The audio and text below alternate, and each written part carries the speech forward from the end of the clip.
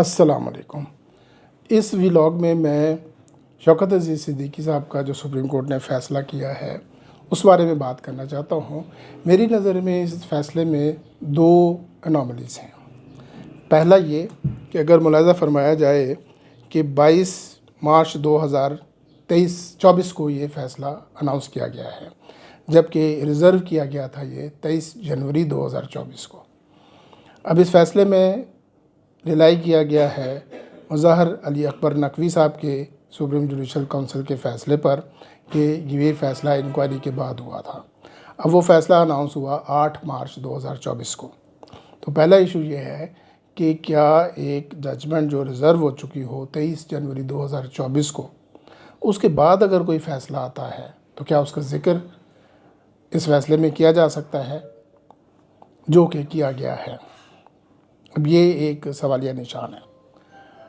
دوسرا ایشو یہ ہے کہ سپریم کورٹ خود کہہ رہی ہے اس ججمنٹ میں کہ سپریم جوڈیشل کونسل کو انکوائری کے بعد فیصلہ کرنا چاہیے تھا، اور چونکہ شوکت عزیز صدیقی صاحب کے کیس میں انکوائری نہیں کی گئی لہٰذا ان کو بحال کر دیا گیا۔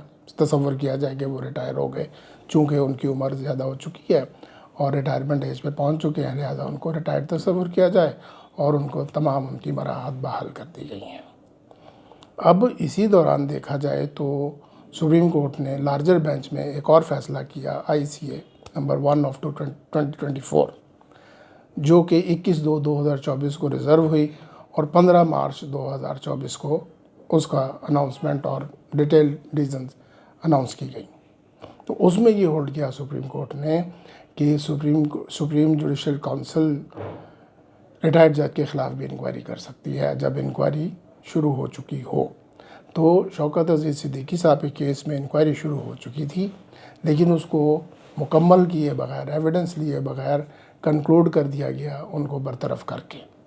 تو لہٰذا سپریم کورٹ کو میری نظر میں یہ چاہیے تھا کہ شوکت عزیز صدیقی صاحب کو کہ کیس کو سپریم جوڈیشل کونسل میں ریمانڈ کرتے اور سپریم جوڈیشل کونسل کو کہتے کہ انکوائری کو کمپلیٹ کر کے، شہادتیں لے کے، مکمل کر کے پھر فیصلہ کریں کہ مس کنڈکٹ بنتا ہے کہ نہیں بنتا، اور ان کو بحال ہونا چاہیے، براعت ان کی ملنی چاہیے، یا کہ ان کا ڈسمسل کا فیصلہ ہی رہنا چاہیے۔